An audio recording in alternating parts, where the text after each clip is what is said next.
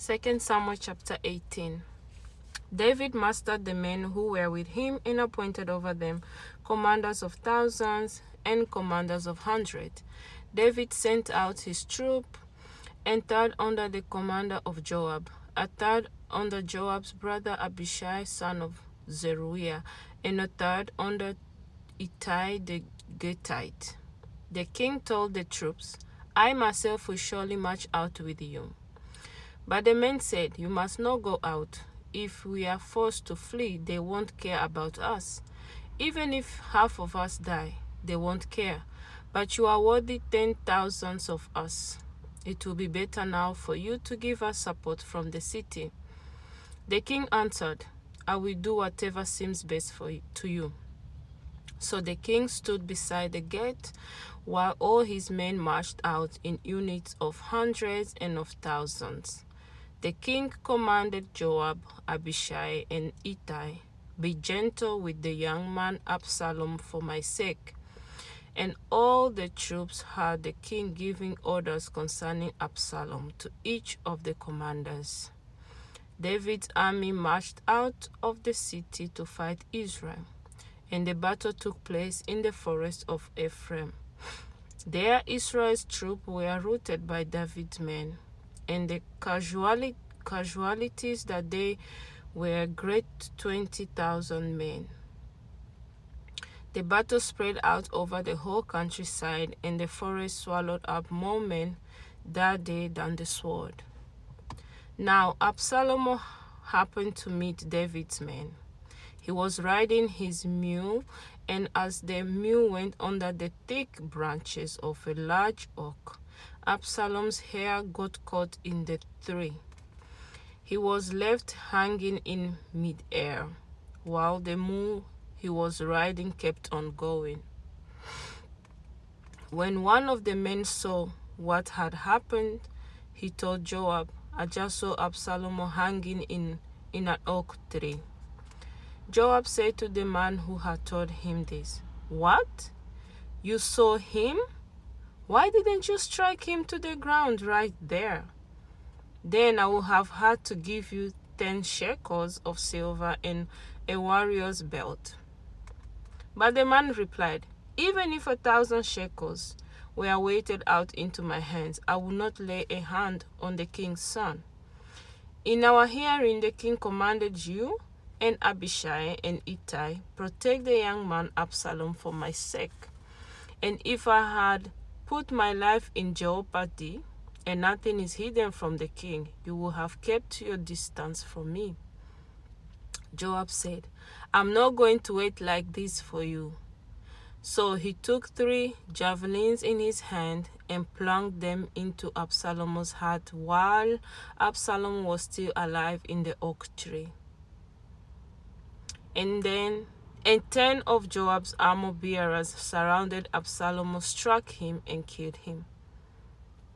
Then Joab sounded the trumpet, and the troops stopped pursuing Israel, for Joab halted them. They took Absalom, threw him into a big pit in the forest, and piled up a large heap of rocks over him.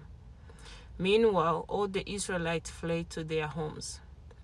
During his lifetime, Absalom had taken a pillar and erected it in the king's valley as a monument to himself, for he thought, I have no son to carry on the memory of my name. He named the pillar after himself, and it is called Absalom's monument to this day. Now Ahimaaz son of Zadok said, Let me run and take the news to the king that the Lord has vindicated him by delivering him from the hand of his enemies. You are not the one to take the news today, Joab told him. You may take the news another time, but you must not do so today, because the king's son is dead. Then Joab said to a Gushite, Go tell the king what you have seen. The Gushite bowed down before Joab and ran off. Ahimaaz son of Zadok again said to Joab, Come, what may, please let me run behind the Gushite. But Joab replied, My son, why do you want to go? You don't have any news that will bring you a reward. He said, Come, What may I want to run? So Joab said, Run. Then Ahimaaz ran by way of the plain and outran the Gushite. While David was sitting between the inner and outer gate, the watchman went up to the roof of the gateway by the wall.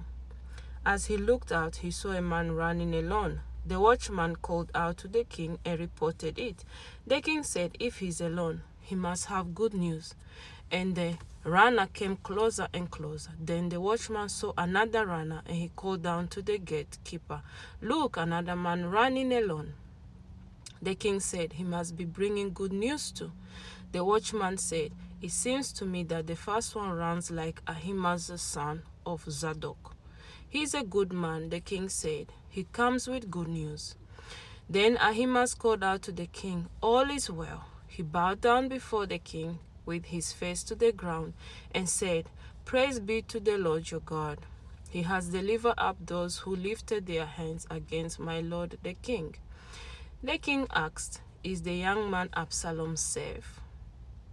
Ahimaaz answered, I saw great confusion just as Joab was about to send the king's servant and me, your servant, but I don't know what it was. The king said, Stand aside and wait here. So he stepped aside and stood there. Then the Gushite arrived and said, My lord the king, hear the good news. The Lord has vindicated you today by delivering you from the hand of all who rose up against you. The king asked the Gushite, Is the young man Absalom safe? The Gushite replied, May the enemies of my lord the king and all who rise up to harm you be like that young man. The king was shaken. He went up to the room over the gateway and wept. As he went, he said, Oh, my son Absalom, my son Absalom, if only I had died instead of you. Oh, Absalom, my son, my son.